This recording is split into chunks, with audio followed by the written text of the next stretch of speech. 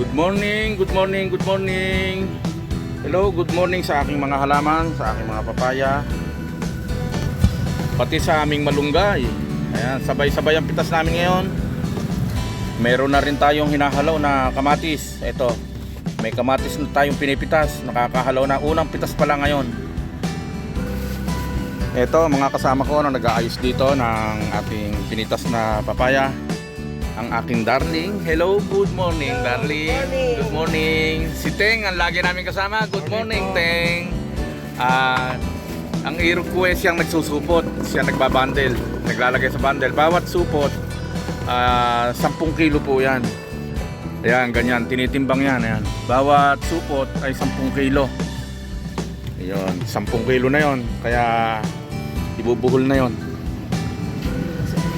At ito ang ating papaya, ganito ang ating sistema.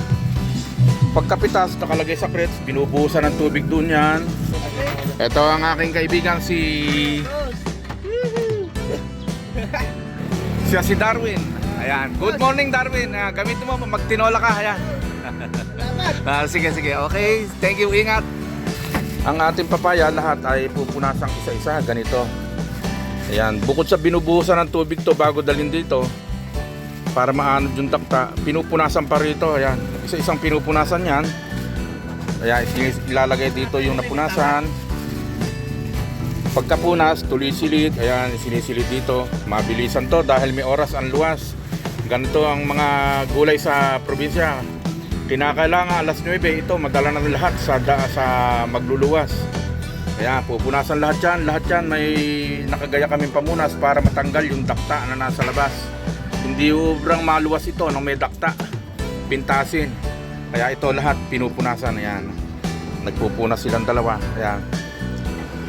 Dito naman sa ating kamatis, ito kasama natin ang utol ko, si Eddie. Hello Eddie, good morning. Siya ang humahalaw ng ating kamatis. Ayan, may pitasin kaya kinakailangan kunin. Pag hindi pa napitas at lumaos, masyadong mahihinog, pintasin naman sa pagdating ng Maynila yung kamatis masyadong mahihinog. Kaya ang kasarapan nito, yung manibalang kukunin na, yung hindi pa siya masyado pang hinog. Tulad nito, ganda. Yan, napitasin. Ayan, may mga hinog. Sige, pitas. Ayan. Ganito, pipitasin lahat yan, hahalawin. Unang harvest pa lang ito, meron na tayong nakukuha. Ito ang mga hinog. Ayan. Pipitasin namin lahat ito kasi kung hindi pa makukuha ito, aabutan ng pagkalaos. Kaya dire-diretso pipitasin na namin lahat ito. Maganda. Sige, di-deliver na natin to. Ilan na ating nakuha? 12 supot. Ayan, 12 yung ating dadalhin sa pulo. Sige. Tapos yung naiwan. Yun ang aming napitas ay dadalhin na namin sa magluluwas para mailuwas na.